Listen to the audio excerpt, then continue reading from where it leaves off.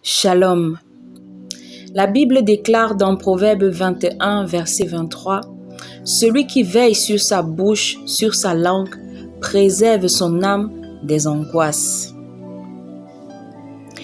Il faut être prudent quand on parle, car de nos bouches ne doivent sortir que des paroles douces, des paroles de soutien, de bénédiction, de paix, des paroles qui édifient, des paroles qui réconfortent, des paroles qui bénissent, des paroles qui font du bien à autrui, des paroles qui font du bien à notre prochain. Il est donc très important de bien réfléchir avant de prendre la parole, car à cause de nos émotions, par exemple, sous l'effet de la colère, de la jalousie, de la peur ou de tout autre sentiment négatif, nous pouvons dire des choses négatives et le regretter. Donc, il est mieux de s'abstenir de parler lorsqu'on est dans ces états, car en général, nos paroles reflètent nos pensées. La Bible nous enseigne que c'est ce qui sort de notre bouche qui nous souille.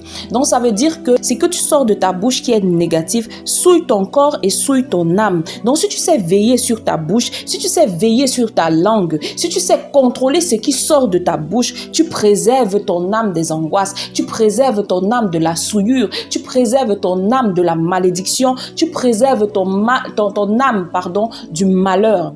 J'ai envie d'interpeller ici un frère, d'interpeller une sœur pour lui faire comprendre que nous devons bénir parce que nous sortons de notre bouche. Des fois, nous avons tendance à dire « Non, pour moi, sort toujours comme ça. Si je ne fais pas quelque chose 2-3 fois, ça ne va pas marcher. » Non, frère, du moment où tu l'acceptes dans ton esprit, dans ton âme et que tu ressortes ça par ta bouche, tu es en train de déclarer dans ta vie et cela va se manifester et cela va se matérialiser. Je t'interpelle maintenant, je t'interpelle aujourd'hui, mon frère, ma sœur, afin que tu puisses déclarer les choses positives dans ta vie, parce que la bouche, parce que la parole, parce que notre langue a une puissance que des fois nous ignorons.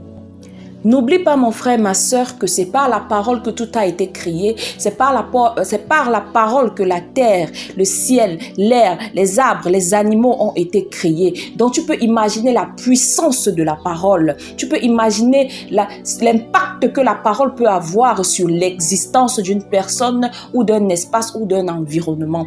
Alors je t'invite aujourd'hui à utiliser ta langue pour proclamer, pour bénir, pour guérir, pour élever. Je t'invite à utiliser ta langue pour créer, pour bâtir et non pour détruire.